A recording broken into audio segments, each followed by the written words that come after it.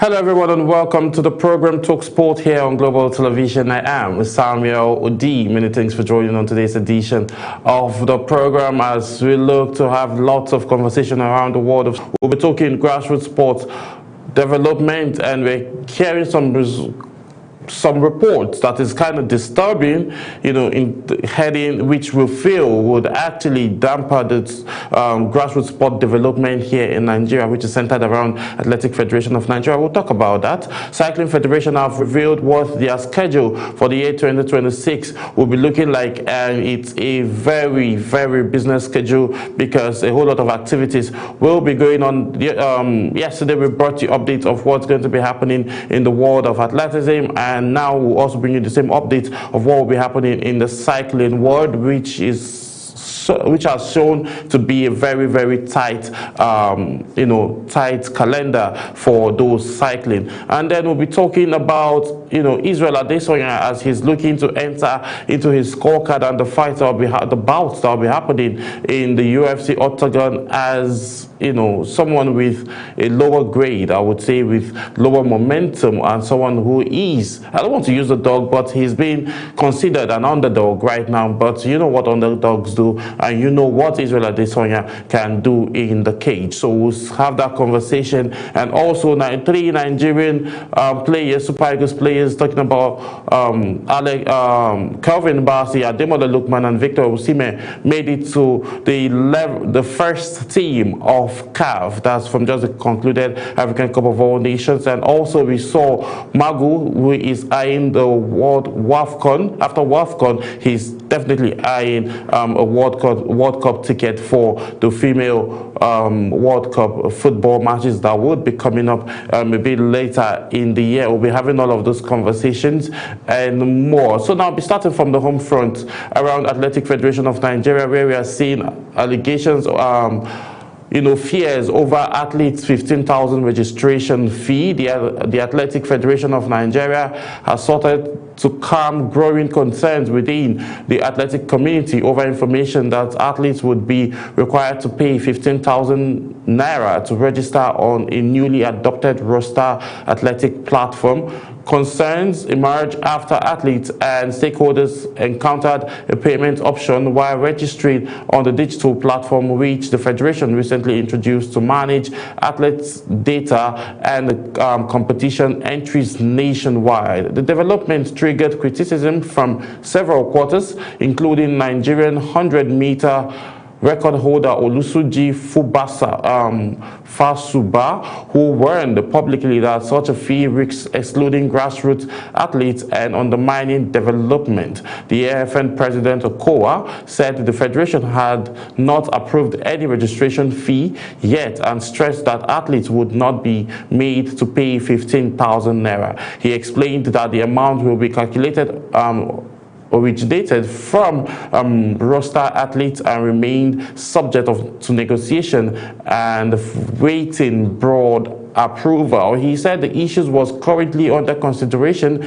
by the Athletic Federation of Nigerian board and insisted that no final figure had been agreed upon yet. So looking at this now, yes, interestingly, no final figure have been agreed upon, but 15,000 naira, even if these athletes will have to pay, like Suji said, is going to hamper grassroots development, which I totally agreed with him. Yes, and because these athletes from grassroots don't have sponsors and they've not gotten into that elite level where they get paid for their services for representing Nigeria. So that angle now, yes, is going to affect the grassroots so much, and this is not what we have if we want to have a very prosperous grassroots development and have the future people coming out from the grassroots to be able to represent Nigeria, right? We understand that. But if a certain payment will be made, 15,000 naira, I think it's a lot of money for this individuals to pay, most especially those from the grassroots. So since negotiations are on, we wouldn't say much because we trust Okowa and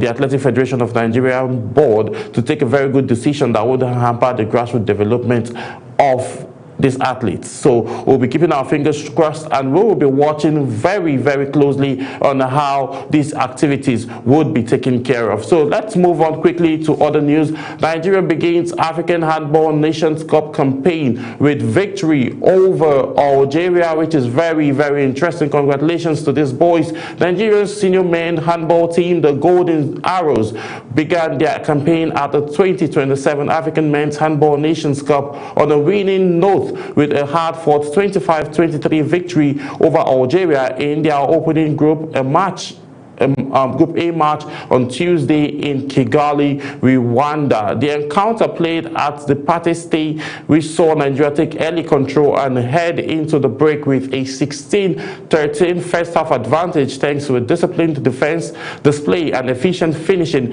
in attack. Algeria mounted a strong fight back after the reset, closing the gap and testing Nigerians' resolve, but the Golden Arrows held firm in the closing minutes to secure a decisive 2-point and at the end of the regulation time. Contributions came from Farouk Yusuf, who provided leadership and goals from the back front, while John Shangari was influential on the left flank in goal. Okowa Obinna produced crucial saves at decisive moments to frustrate the Algerians and persevered. Nigeria's narrow lead gave Nigeria the win. The win placed Nigeria in a strong position in Group A, which also featured hosts Rwanda and Zimbabwe. The Golden Arrows will return to action later today when they face Zambia in their second group match scheduled for 1 p.m. Nigerian time as they continue their quest for a podium finish in the Continental Championship, which serve as a qualifier for the 2027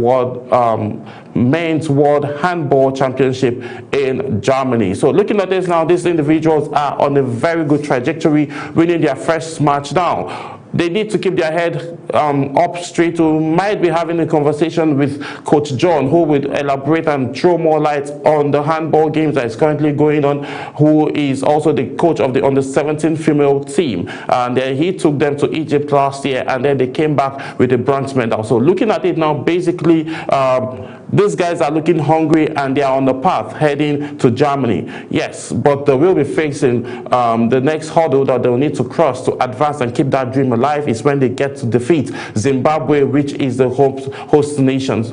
We will see how all of this will pan out a bit later in the day, and we'll definitely bring you the update of this matchup. So moving on from handball, let's talk Cycling Federation as they roll out its 2026 calendar of the event. The Cycling Federation of Nigeria has rolled out its program of activities for the year 2026, which include local, national, as well as international championships. Secretary General of the Federation, Mr. Joel, in a letter to all directors of sport in the 36 states of the Federation, the Federal Capital Territory, as well as cycling club owners, urged them to work with the calendar to enable them plan properly and prepare their athletes for scheduled events. He urged them to inform the chairman of their various sporting commissions, directors of sport and club owners in their state, as well as their sponsors to work with the calendar. The year opens with an International Cycling Union a sanctioned online level 1 coaching course scheduled to hold on January the 26th. The program includes 11 international championships such as Confederation of African Cycling, African Track and Power Track Championship scheduled to hold in Abuja in May, and the Commonwealth Games between July 23rd and August the 2nd in Glasgow, Scotland, as well as the UCI Power Cycling Road Championship scheduled to hold in September in the United States of America. According to Joel, the program for the year would be concluded with a biennial national sport festival to be hosted for the first time in Enugu on a yet to be determined date in the month of December. So looking at it now, I told you earlier that it's going to be a very, very busy calendar, and this has shown that it's going to be very busy, and international and local organization plans are on the way, and we're hoping to see that emerging talent from Nigeria would be able to advance. And also all of this is building towards Olympics. Actually, all of this preparation and having this grassroots competitions is preparation to get athletes that will represent Nigeria in Olympics come 2028, and we are hoping that at this time, we were very embarrassed in the last Olympics because a Nigerian had to borrow his own borrow a bicycle from a German to be able to race. So that is mentally, that's derailing. So we are hoping that a lot of our cyclings and also infrastructure development will be done so as these cyclists would have all they need to represent Nigeria. So let's move away from athleticism, cycling, and now talk football. We are talking CAF football now as Rivers United off to Zambia for Power Dynamos clash. Rivers United, the current holders of the leaders in the MPFL League.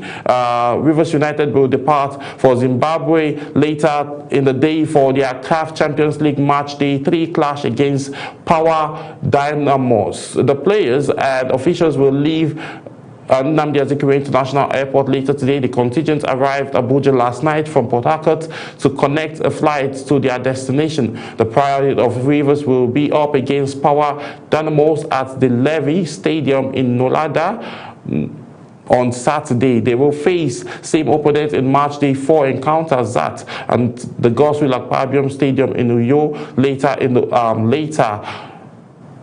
a week time, and then Rivers United are yet to record a point in the group stage of this competition. So looking at it now, the momentum that they've had, the momentum they have currently in the MPFL is something Finidi George is looking to travel with, because they've been on a winning streak in the MPFL and they're looking to carry that same momentum and advance further. The last time we saw a Nigerian team winning the CAF Championship is Eyimba of Aba, and then we are still hoping that the team that is looking like they can push further and win this is Rivers United, based on the fact that they've been going for the past 4 years and they've been building the team. So having a coach like Finidi George, who has been very amazing, we will see how far and how deep they can be able to get into this competition. The current champions, Remo Stars, were actually knocked off from the group stage matches, and then we are hoping to see that Rivers United will be able to represent Nigeria more and advance further, maybe get to the semi-final stages of the CAF Champions League. So moving on, very interesting news and a good one.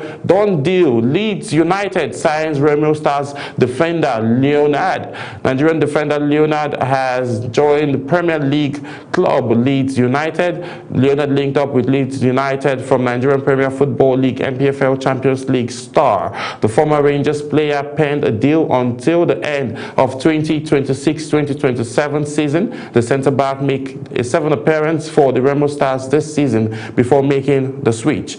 Leonard was part of the home-based Super Eagles squad to reach the 2024 African Cup of All Nations African Nations Championship, I beg your pardon. He made 2 appearances for Nigeria at the competition, and then interestingly, Leeds United caught attention, saw him and saw something they can work with him, and then they've made a move, and finally he has advanced. So this is what we're seeing now. Eyes is on Nigeria, eyes is on MPFL, and eyes are on the players playing. So officials, CAF, NFF, everybody do your bit, so as when these clubs come for our players, they wouldn't have concerns and worries. And then players also needs to stay healthy, needs to stay fit, and he is obviously going to be a very good fit for Leeds United. From Leeds United, hopefully the bigger team would sign him up, or he would just maybe remain at Leeds United. But I'm sure he's dreaming and he's looking to advance further in his career, and we're wishing him well to do better and advance further in his career. Moving on, so now let's talk about Algeria and the whole scenario that happened between Algeria and the Super Eagles of Nigeria. CAF finds Algeria, suspends players after Nigerian clash. The Confederation of African Football has imposed a fine totaling $100,000 on the Algerian Football Federation and suspended 2 of its players following their involvement in the brawl that ensued after Algeria's 2-0 defeat to Nigerians Algeria's 2-0 defeat by Nigeria in the quarterfinal of the 2025 African Cup of All Nations, which happened on January 10th, 2026. The sanctions were confirmed on Wednesday last night by the Algerian Football Federation, which has also opted to appeal the punishment. Shuffle broke out between players and team officials on the pitch after Nigerians' 2-0 victory in Marrakesh. Referee Issa Saye had to be shielded from irritating Algerian team staff and was escorted off the field. Video footages later showed Issa still being pursued in a mixed zone reserved for media and broadcasters as he made his way to his dressing room, prompting CAF to review video evidence of the incident. Almost 2 weeks after the match, football governing body yielded the big stick against Desert Fox, suspending goalkeeper Lucas Zidane for 2 matches, while defender Rafik Balkhil received a 4-match ban. All of this will be happening when the World Cup, African Cup of All Nations qualifiers come up next. 4-match ban for the defender and 2-match ban for Zinedine Zidane's son. Algerian Football Federation is also fined $5,000 for improper conduct of the national team following the cautioning of 5 players during the match, meaning they got 5 yellow cards in violation of Article 130 of the CAF disciplinary code. Let's go on a very quick break, and when we return back, this conversation continues.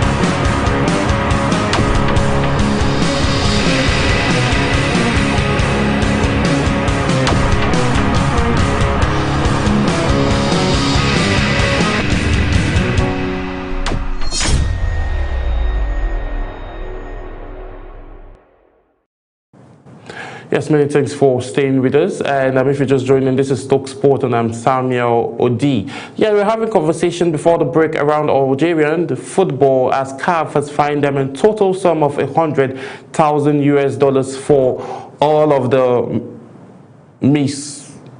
harm that they caused at CAF after the game with the Super Eagles of Nigeria, where they lost in the quarterfinal 2-0. So now let me bring you up to speed to what all of these fines were and how the breakdown rather of this fine, $100,000 US. Algerian Football Federation itself, the entire federation itself, is fined $5,000 for improper conduct of national team following cautioning of 5 players during the match. They got 5 yellow cards in the match in violation of Article 130A of CAF Disciplinary Code, and a further 25,000 fine for inappropriate behavior of some players and officials at the end of the match. Algeria was also fined $5,000 for the use of smoke by its supporters, an additional $5,000 for throwing of objects by supporters, which cost them a fine of $10,000 for non-compliance with security measures due to supporters attempting to force security barriers,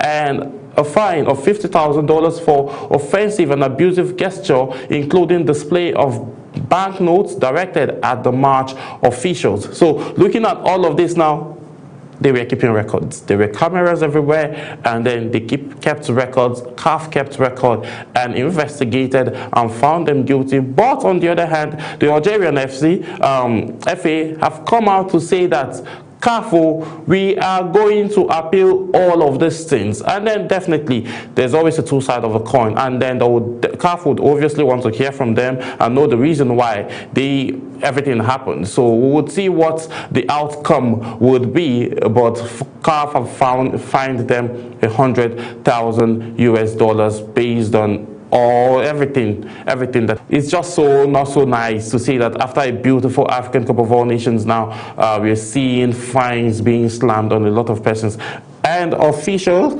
There's something that was said by one of football legends and someone I respect so much, Thierry Henry, who says the officiating at AFCON was below standard. I definitely agreed with him, because if the officiating wasn't so bad, we wouldn't have been seeing all of this. And if the fans as well were not behaving negatively, if they were not just there to watch football and enjoy football, we will not see, all of this happening. And then we've seen social media tweets and videos where individuals have been saying, if you're looking for your towel, you should just go to Morocco. Maybe a Moroccan has invaded your house and and stole your towel. You'll remember what happened when the final was ongoing. They were taking the Mandy's towel, and they did the same for Stanley Nwabali when the Super Eagles of Nigeria and the Moroccans were playing their semi-finals. And investigations is still ongoing by CAF to see if there will be need to sanction Morocco based on what is currently